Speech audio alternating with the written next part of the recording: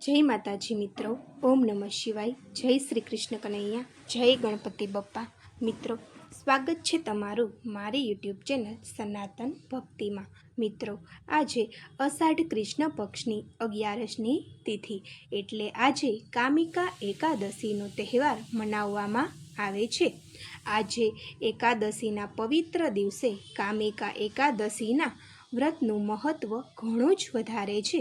हिंदू धर्म प्रमाणे सौथी वधु पुण्य सुवर्णदान અને જમીનદાનને માનવામાં આવે છે।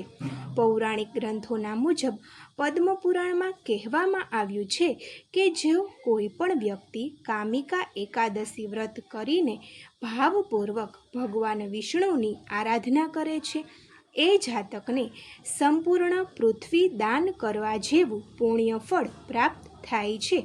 અષાઢ મહિનાની વદની આ 11સને કામિકા એકાદશી તરીકે મનાવવામાં આવે છે। ધર્મશાસ્ત્ર પ્રમાણે અષાઢ મહિનામાં જેઓ ભગવાન વિષ્ણુની પૂજા કરે છે તેનાથી દેવતા, ગંધર્વ અને સૂર્ય વગેરેની પૂજા આપમેળે થઈ જાય છે।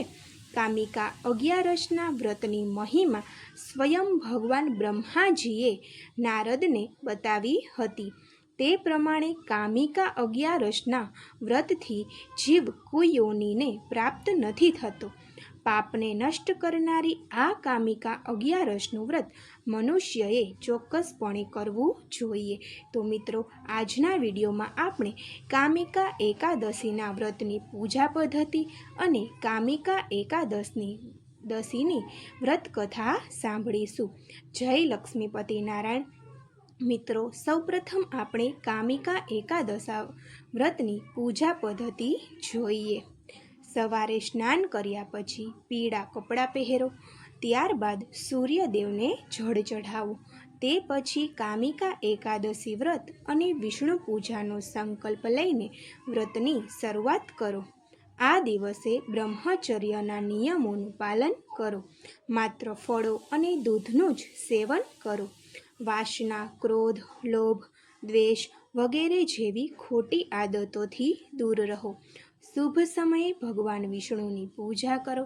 ભગવાન વિષ્ણુની મૂર્તિ અથવા ચિત્ર સ્થાપિત કરો। ત્યારબાદ તેમને પંચામૃતથી અભિષેક કરો। તેમને પીળા વસ્ત્ર, પવિત્ર દોરો, ચંદન, ફૂલો, માળા વગેરેથી શણગારો। ત્યારબાદ પીળા ફૂલ, અક્ષત, હળદર, રોલી, તુલસીના પાન, ફળ, મીઠાઈ, ધૂપ, દીવો, ગંધ વગેરેથી તેમની પૂજા કરો। આ દરમિયાન ઓમ નમો ભગવતે વાસુદેવાય મંત્રનો જાપ કરતા રહો। પછી વિષ્ણુ ચાલીસા અથવા વિષ્ણુ સહસ્ત્ર નામનો પાઠ કરો। કામિકા એકાદશીની વ્રત કથા સાંભળો। ત્યારબાદ ઘીનો દીવો પ્રગટાવો અને ભગવાન વિષ્ણુની આરતી કરો। કપૂરથી પણ આરતી કરી શકાય છે। પૂજા કર્યા પછી ક્ષમા પ્રાર્થના કરો અને તમારી ઈચ્છાઓની પરિપૂર્ણતા માટે આશીર્વાદ લો। દિવસભર શ્રી હરિના ભજન, કીર્તન વગેરેમાં સમય વિતાવો। સાંજે સંધ્યા આરતી કરો, પછી રાત્રે જાગરણ કરો। બીજા દિવસે સવારે સ્નાન કર્યા પછી પૂજા કરો અને તમારી ક્ષમતા અનુસાર દાન કરો। જય લક્ષ્મીપતિ નારાયણ। મિત્રો, હવે આપણે આ કામિકા એકાદશીના વ્રતની વ્રત કથા સાંભળીએ। કુંતીપુત્ર ધર્મરાજ યુધિષ્ઠિર બોલ્યા, હે ભગવાન, મેં દેવશયની એકાદશીનું વર્ણન સાંભળ્યું। હવે તમે મને અષાઢના કૃષ્ણ પક્ષમાં કઈ એકાદશી આવે છે, કૃપા કરી એનું વર્ણન કરો। શ્રી કૃષ્ણએ યુધિષ્ઠિરને કહ્યું છે કે જે ફળ વાજપેયી યજ્ઞ કરવાથી પ્રાપ્ત થાય છે એ જ ફળ કામિકા 11સનું વ્રત કરવાથી પ્રાપ્ત થાય છે। કામિકા એકાદશીના વિષયમાં કહેવાય છે કે જે વ્યક્તિ આ દિવસે વ્રત કરીને ભગવાન વિષ્ણુની પૂજા અર્ચનામાં મન લગાવે છે એના બધા પાપ મટી જાય છે અને વ્યક્તિ ઉત્તમ લોકમાં સ્થાન પ્રાપ્ત કરવા યોગ્ય બની જાય છે। ભગવાન શ્રી કૃષ્ણ બોલ્યા, રાજન, સાંભળો, હું તમને એક પાપનાશક ઉપાખ્યાન કહું છું કે જેને પૂર્વકાળમાં નારદજીના પૂછવાથી બ્રહ્માજીએ કહ્યું હતું।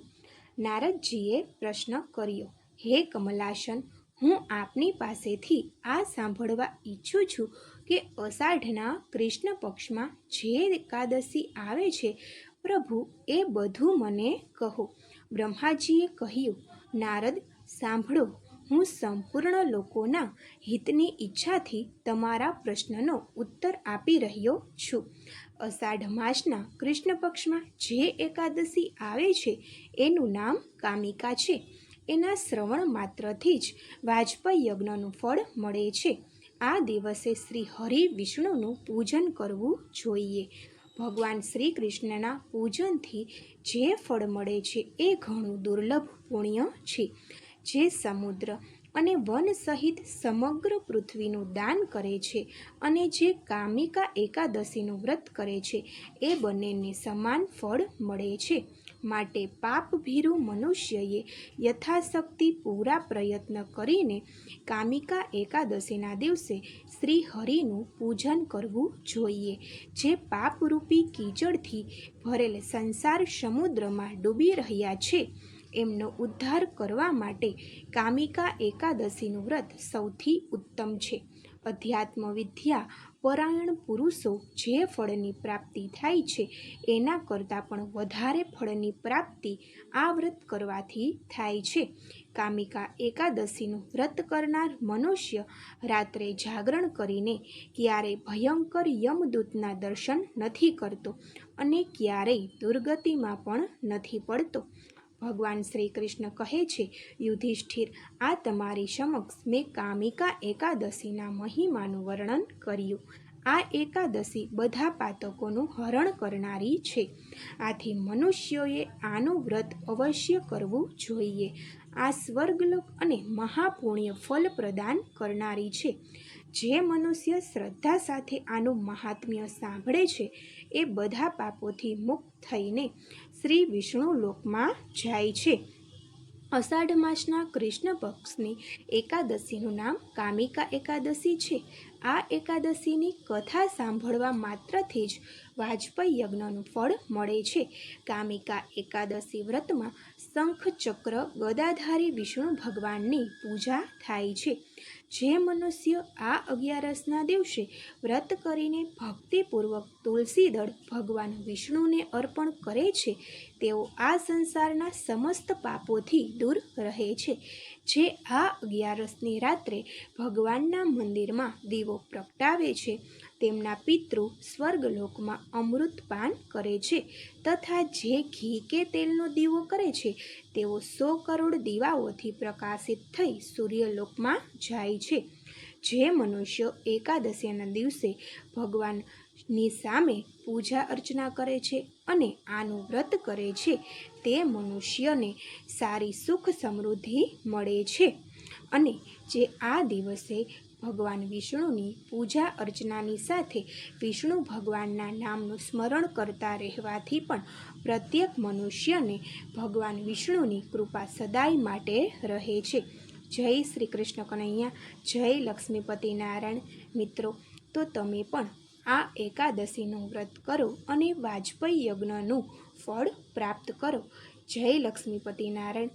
મિત્રો, તમને મારો આજનો આ વિડીયો પસંદ પડ્યો હોય તો લાઈક કરજો, શેર કરજો અને ચેનલને જરૂરથી સબસ્ક્રાઈબ કરજો. ઓમ નમઃ શિવાય. જય શ્રી કૃષ્ણ કનૈયા, જય ગણપતિ.